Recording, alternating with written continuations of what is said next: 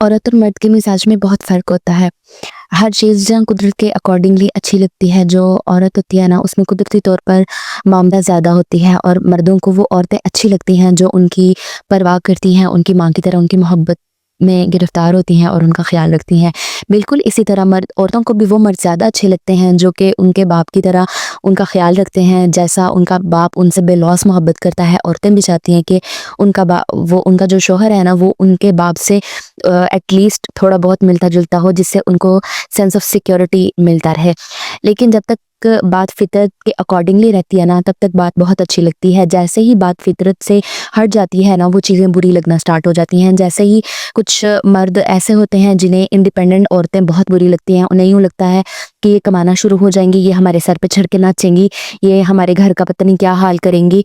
और ये as such यूँ कह लें कि बुरा भी नहीं है और इतना अच्छा भी नहीं है। अगर अपनी लिमिट में रह के कोई काम करना चाहे, कोई पैसे कमाना चाहे, तो ये ऐसी कोई बुरी बात भी नहीं है। दूसरी तरफ पे कुछ मर्द हज़रात ऐसे होते हैं जिनमें बिल्कुल फूफियों जैसी ख़ुसूसियात पाई जाती हैं। आते-जाते औरतों को घर में पूछेंगे, तुमने आज कपड़े नहीं धोए? मैं आज कपड़े धो रही हूँ, इसलिए मैंने पहले ये सोचा कि आपको कपड़े धोने से ही बात स्टार्ट करती हूँ।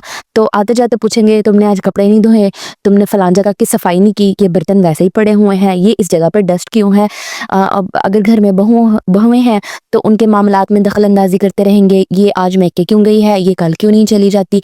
तुमने इसको अगर मियाँ-बीवी आपस में कोई बात कर रहे होंगे तो उसमें भी दखल-अंदाज़ी करेंगे, और फिर ये सोचेंगे कि हर चीज़ उनके अकॉर्डिंगली हो। और वो जो बेचारी सास होती है ना, वो देख रही होती है कि मैंने अपनी सास को भी भुगता, अब ये जो मेरे सर पे सास है उसको भी मैं ही भुगतूँगी, और जो बच्चों के सर पे सास है वो भी मैं ही भुगतूँगी।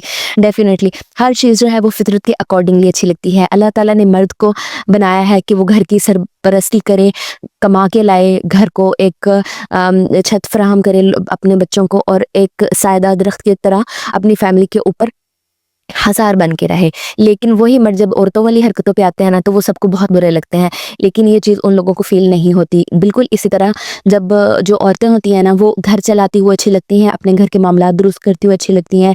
जब औरतें बाहर निकल के पंचायतें और फ़ैसले वग़ैरह वाली चीज़ों में पड़ती हैं ना, तो वहाँ उनके मर्दों की भी बेइज़्ज़ती होती है, और यकीन मानें कि उनकी अपनी भी कोई इज़्ज़त नहीं होती है। ख़्याल रखें, अपना भी ख़्याल रखें, दूसरों का भी ख़्याल रखें। कोशिश किया करें कि किसी की दिल आज़ारी ना हो, और अगर किसी की किसी बात पे कभी दिल आज़ारी हो भी जाती है, तो माफ़ी माँगने से कभी भी आप छोटे नहीं होंगे। कभी भी आपकी ज़ुबान की जो तासीर है ना, वो कड़वी या बुरी नहीं होगी, बल्कि जब आप किसी से माफ़ी माँगेंगे, अगले के दिल में आपका जो मुकाम है वो और ज़्यादा बढ़ जाएगा। अपने आप को फ़ितरत के हवाले करें, फ़ितरत के असूलों के अकॉर्डिंगली चलें, फ़ितरत को छेड़छाड़ बिल्कुल पसंद नहीं है। दुआ में याद रखिएगा। अल्लाह हाफ़िज़।